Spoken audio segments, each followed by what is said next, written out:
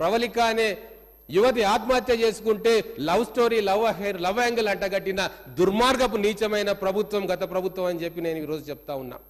ఈరోజు మేము ప్రక్షాళన చేసి కొత్త చైర్మన్ పెట్టి కొత్త మెంబర్స్ను పెట్టి ఈరోజు పారదర్శకంగా ఒక పరిపాలన చేయాలన్న సంకల్పం ఈరోజు మా కాంగ్రెస్ ప్రభుత్వానికి ఉన్నది అధ్యక్ష.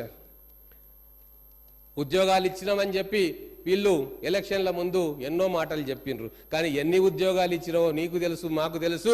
గుండె మండిన నిరుద్యోగులను అడిగితే తెలుస్తుంది ఎన్ని ఉద్యోగాలు వచ్చినాయో, ఎన్ని పేపర్ లీకేజీలు అయినాయో, ఎన్ని కుటుంబాలు రోడ్డున పడ్డాయో. అది వాళ్ళని అడిగితే తెలుస్తుంది అధ్యక్ష. ధరణి గురించి కూడా మాట్లాడుకోవాలి. ధరణి లక్షల మంది రైతాంగానికి కంటి మీద కునుకు లేకుండా చేసింది, పంచాయతీలు పెట్టింది, అన్నదమ్ముల మధ్య గొడవలు పెట్టింది, ఇరుగు పొరుగు మధ్య గొడవలు పెట్టింది, హత్యలకు కూడా దారితీసింది. అటువంటి ధరణిని ప్రక్షాళన చేస్తామని చెప్పినాము.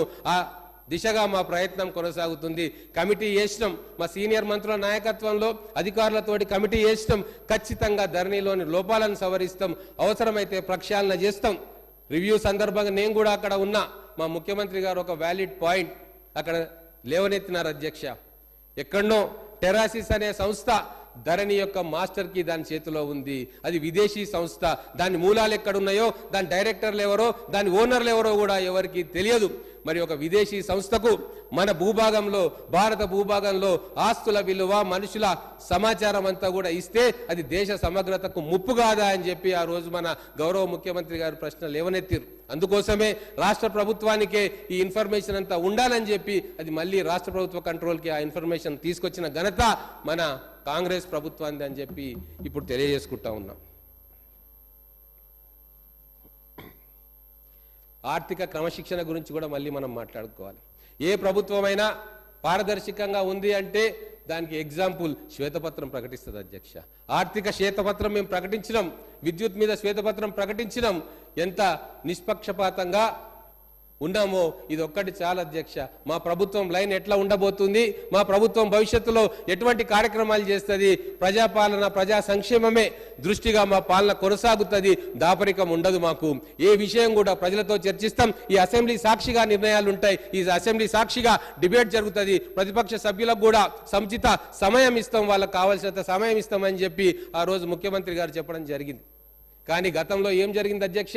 ఎన్ని వందల దొంగ జీవోలు వచ్చినాయి. కుటుంబం కోసం కొన్ని జీవోలు, అధికారుల కోసం కొన్ని జీవోలు, ప్రజల కోసం కొన్ని జీవోలు, ఎవరికి కనబడకుండా మాయమైన కొన్ని జీవోలు, ఇట్లా వేల జీవోలు ఆ రోజు ఎవరికి తెలవకుండా ఇచ్చి ఎన్ని వందల ఎకరాల భూమిని హాంఫర్ట్ చేసిండ్రు అనేది కూడా లెక్కలు తేల్చాల్సిన సందర్భం ఇప్పుడు వచ్చిందని తెలియజేసుకుంటా ఉన్నా.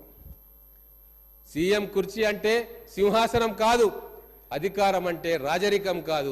ఇదే కాంగ్రెస్ పార్టీ ఫిలాసఫీ. అధికారం ఉన్నది ప్రజలకు సేవ చేయడానికి. కానీ గత 10 సంవత్సరాల్లో ఏం జరిగింది అధ్యక్ష? ప్రగతి భవన్లో పాలన జరిగింది.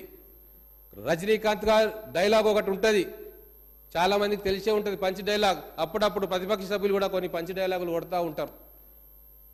దేవుడు శాసిస్తాడు, అరుణాచలం పాటిస్తాడు. అక్కడ దేవుడు ప్రగతి భవన్లో శాసిస్తాడు, ఇక్కడ అధికారులు, మంత్రులు, ఎమ్మెల్యేలు, ఎంపీలు అందరూ కూడా పాటిస్తారు.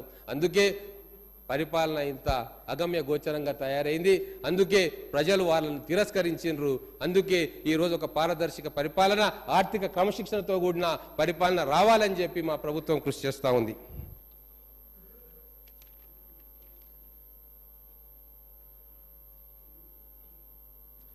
మనకు తెలంగాణ వచ్చిన తర్వాత 16,000 కోట్ల మిగులు బడ్జెట్ తోటి మనం రాష్ట్రాన్ని చూసుకున్నాం అధ్యక్ష.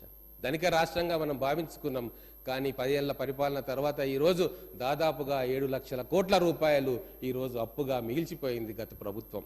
మరి దీన్ని సమర్థించుకుంటూ కొంతమంది నాయకులు ఏమంటున్నారంటే మేము ఆస్తులను క్రియేట్ చేసినాము, సంపదలను పెంచుకున్నామని చెప్పారు. ఏం ఆస్తులు క్రియేట్ చేసినారు అధ్యక్ష?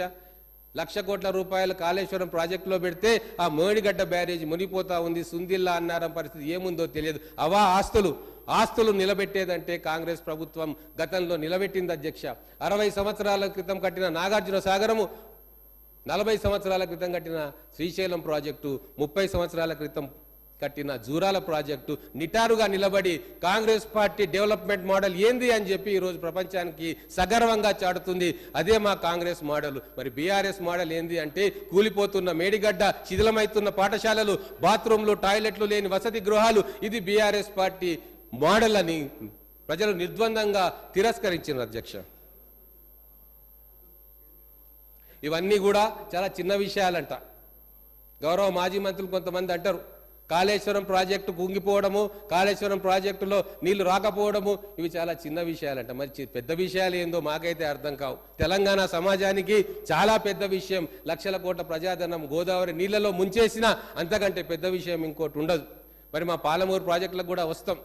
ఇప్పుడు ఈ మేనిఫెస్టో చూస్తే టీఆర్ఎస్ పార్టీది అన్నీ కూడా ఒక అబద్ధమే. ఒక మాట చెప్పాలంటే మా పాలమూరు వాసులకు తెలుసు, మా మహబూబ్ నగర్ జిల్లా వాసులకు తెలుసు అబద్ధం అంటే ఎంత అందంగా ఉంటుంది, అబద్ధం అంటే ఏంది అని. అబద్ధం అంటే దానికి ప్రతిరూపం కేసీఆర్ గారు అని చెప్పి మా పాలమూరు వాసులు అంటారు. ఖచ్చితంగా దానికి రుజువులు చూపిస్తాను. నేను ఈరోజు 2009లో కేసీఆర్ గారు కరీంనగర్ మెదక్ నుంచి వచ్చి పాలమూరులో ఎంపీగా పోటీ చేసిండు. మా ప్రాంతం వాడు కాదు, మాకు అనుబంధం లేదు, అయినా కూడా పాలమూరు ప్రజలు నెత్తిన పెట్టుకొని ఆయనకు రాజకీయ భిక్ష పెట్టి ఎంపీగా గెలిపించారు. ఆ రోజు నేను ఆ జిల్లా అధ్యక్షుడిగా కేసీఆర్ వెంబడి 100 సభల్లో పాల్గొన్నా. ఆ రోజు మా పాలమూరు ప్రజలకు ఏం చెప్పిండు కేసీఆర్ అనేది ఇప్పటికీ మా పాలమూరు ప్రజలు గుర్తుకు చేసుకుంటారు. కృష్ణానదిలో కాళ్ళడ్డం పెట్టి నీళ్లు మలుపుతా, పెండింగ్ ప్రాజెక్టులు 6 నెలల్లో క్లియర్ చేస్తా, పాలమూరును సస్యశ్యామలం చేస్తా అని చెప్పి 2009లో మాటలు చెప్పిన కేసీఆర్ గారు ముఖ్యమంత్రి అయిన తర్వాత కూడా పాలమూరుకు మొండి చేయి చూపించిన విషయం మా పాలమూరు ప్రజలు గుర్తుకు చేసుకుంటా ఉన్నారు. పెండింగ్ ప్రాజెక్టులు పూర్తి చేయలే.